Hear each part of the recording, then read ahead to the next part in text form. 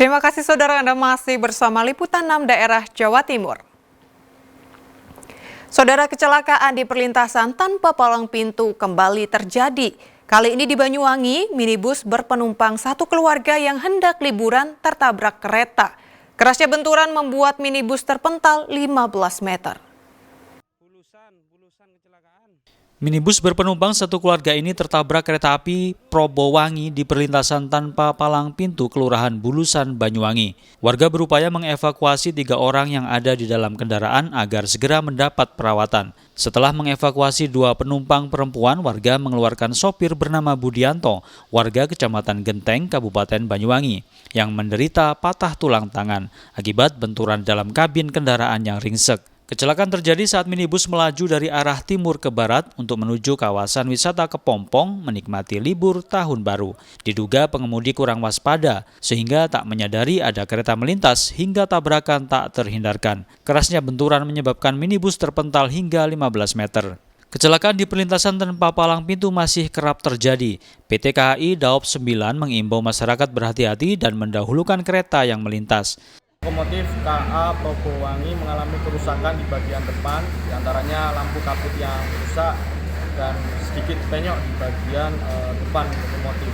Kami menghimbau kepada masyarakat untuk lebih berhati-hati ketika melewati perlintasan sebidang, di mana sesuai dengan ketentuan peraturan undang-undangan, kendaraan bermotor wajib mendahulukan perjalanan kereta api. Dan ketika melewati perlintasan sebidang, wajib berhenti terlebih dahulu, tengok kanan kiri. Ketika aman, silakan jalan. Kasus kecelakaan ini masih ditangani pihak kepolisian Polsek Kalipuro. Taufik Ferdiansyah melaporkan dari Banyuwangi. Saudara, gudang penggilingan dan oven padi di Ngawi terbakar. Hingga kini belum diketahui secara pasti penyebab kebakaran. Namun ada dugaan api berasal dari korsleting arus listrik pada mesin oven. Gudang penggilingan dan oven padi yang terbakar ini berada di Desa Pelang Kidul, Kecamatan Gedung Galar, Kabupaten Ngawi. Gudang milik Sigit Rianto diketahui terbakar setelah semua pekerja pulang pada Rabu petang. Hampir semua isi gudang hangus dilalap api. 4 unit mobil pemadam kebakaran milik pemerintah setempat baru bisa menguasai kobaran api setelah 1,5 jam kemudian. Tidak ada yang tahu awal mula kebakaran terjadi. Api diketahui sudah membesar dari dalam gudang. Beruntung tidak ada pekerja maupun orang lain yang berada di dalam gudang.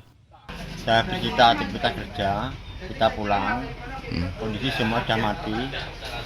Nah, kita sampai di rumah selesai mandi dikabari kalau ada kebakaran. Tahunya kalau kebakar dari mana, Pak? Dari warga. Dari warga. Terus Bapak langsung ke sini? Iya, langsung menuju ke sini, ternyata atap itu sudah kebakaran. Besar sekali api, Pak? Ya, besar sekali yang diduga asal api yaitu dari mesin pengopenan padi. Terjadi konsleting sehingga terjadi kebakaran. Untuk korban jiwa alhamdulillah nihil. Untuk sementara material yaitu padi yang di open kurang lebih 30 ton dengan prediksi kerugian kurang lebih 50 juta rupiah. Polisi masih menyelidiki penyebab kebakaran, namun diduga api berasal dari korsleting listrik pada mesin oven padi. Akibat kebakaran ini ditaksir kerugian mencapai ratusan juta rupiah. Dirgo Suyono melaporkan dari Ngawi. Saudara, sebuah mobil yang diduga menggunakan plat nomor palsu menabrak becak dan pemotor di kawasan Jalan Basuki Rahmat, Surabaya, Kamis siang. Akibat kecelakaan ini, pengendara becak meninggal dunia di rumah sakit, sementara 2 pengendara motor terluka ringan. Sebuah mobil menabrak seorang pengendara becak dan 2 orang pengguna sepeda motor di kawasan Jalan Basuki Rahmat, Surabaya. Akibat kecelakaan ini, pengendara becak bernama Suparman, usia 58 tahun, warga Kedunganyar, Surabaya meninggal dunia saat dilarikan ke rumah sakit karena terluka parah. Sementara 2 pengguna sepeda motor hanya mengalami luka ringan. Menurut petugas Satpol PP yang mengetahui peristiwa kecelakaan ini, awalnya mobil melaju kencang dari arah selatan Jalan Basuki Rahmat, tiba-tiba berbelok ke kiri hingga menabrak becak yang menunggu penumpang. Kemudian banting kemudi ke kanan, menabrak pengendara ojek online bersama penumpangnya. Ini jadi tadi itu sekitaran jam 9 itu saya lagi ngetam di Diandra, Jalan Basuki Rahmat. Nah, kebetulan saya ngelihat sendiri bahwa kendaraan pelaku ini, Honda SRV ini, plat nomor padi, itu melaju sangat kencang, terus menabrak ke sisi kiri jalan. Yang saya lihat ada becak, kemudian banting setir ke kanan, dobrok ke Gojek ke kendaraan R2. Sampai akhirnya penumpangnya loncat, mbaknya itu. Polisi masih menyelidiki penyebab pasti kecelakaan. Dari hasil pemeriksaan sementara, pengemudi mobil Abdul Aziz, warga Sampang, juga diduga memalsukan plat nomor.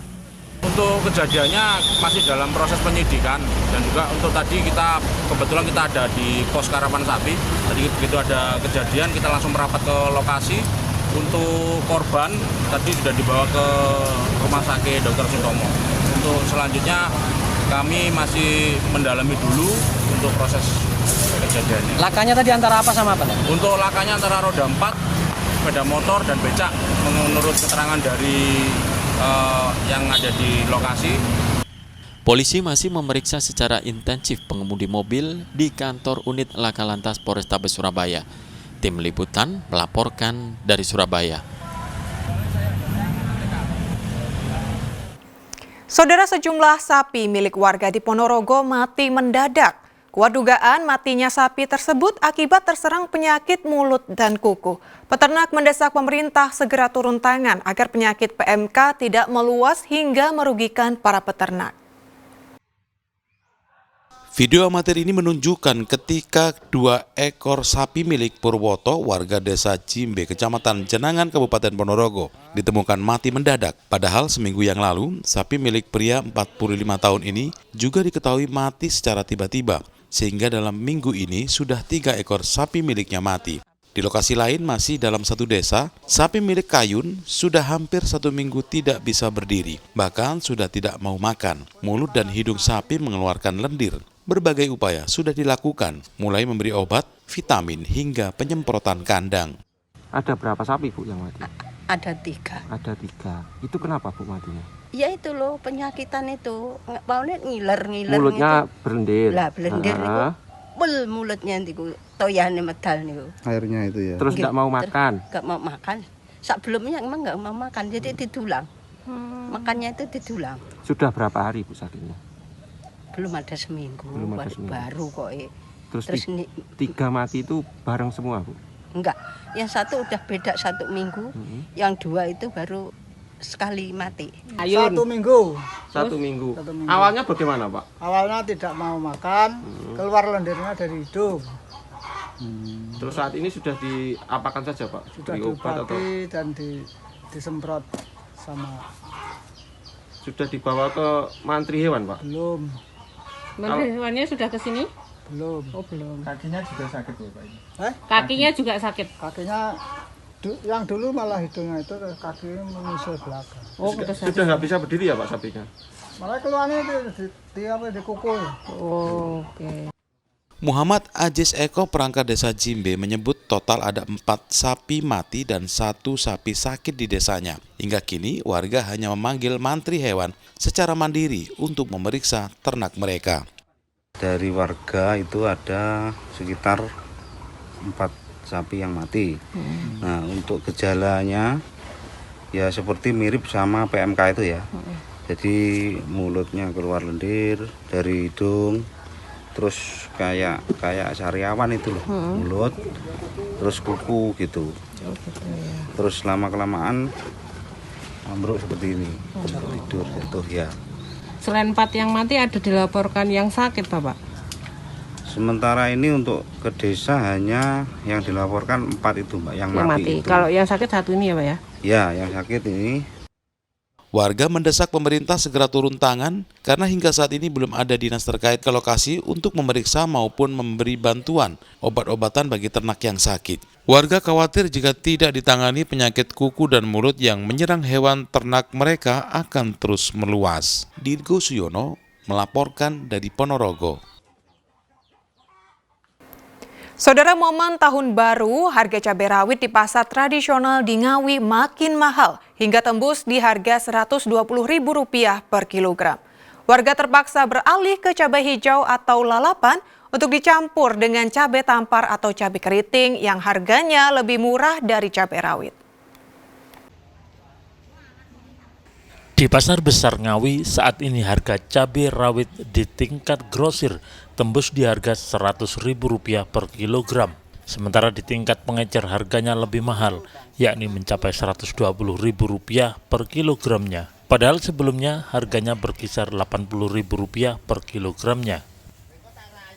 Mahalnya harga cabai terjadi sejak 1 Januari 2025. Pedagang mengaku melonjaknya harga cabai rawit diduga karena stok menipis, sedangkan kiriman dari petani terhenti bersamaan libur perayaan Tahun Baru. Ini harga cabai 100.000 ini. Mulai kapan Pak itu Pak? Kemarin, setelah Tahun Baru. Penyebabnya apa Pak ya? Kurang pasokan. Terus para pembeli gimana Pak? Ya agak mengeluh sedikit, tapi nggak ada barang. Kemarin itu ada uangnya, nggak ada barangnya. Mahalnya harga cabai meresahkan warga, khususnya pedagang kecil seperti pedagang bakso yang membutuhkan cabai untuk membuat sambal. Agar tidak merugi, mereka mencampur cabai hijau dengan cabai tampar atau cabai keriting yang harganya lebih murah. Saat ini harga cabai hijau dijual Rp32.000 dari sebelumnya Rp20.000 per kilogram. Sementara harga cabai keriting stabil di harga Rp60.000 per kilogramnya. Tahun baru malah mahal. Jadi tahun baru lebih murah. Eceran sampai berapa Bu cabai rawit Bu? Seperempat 25. Seperempatnya 25. Kalau di eceran sampai tembus berapa Bu? 1 kilonya? 120. Terus gimana Bu warga Bu? Mau yang beli di Bangka Maka Lombok.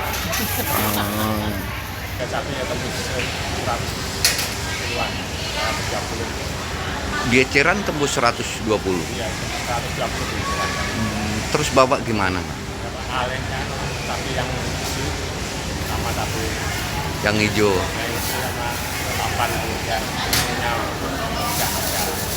Biar ada untung gitu. Bapak emang sehari-hari kerja apa Pak? Oh, menjual bakso keliling. Selain harga cabai, harga sejumlah kebutuhan pokok lainnya ikut naik, seperti bawang merah dan bawang putih. Saat ini harga bawang merah di pasar Rp40.000 dari sebelumnya Rp35.000 dan bawang putih Rp40.000 dari sebelumnya Rp38.000 per kilogram. Sementara harga telur tetap mahal di angka Rp30.000 per kilogramnya. Dirgo Suyono melaporkan dari Ngawi.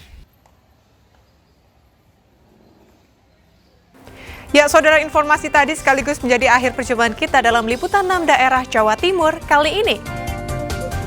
Atas nama seluruh kru yang bertugas, saya Imandari Sasmita mengucapkan terima kasih atas perhatian Anda, selamat beraktivitas, dan salam SCTV.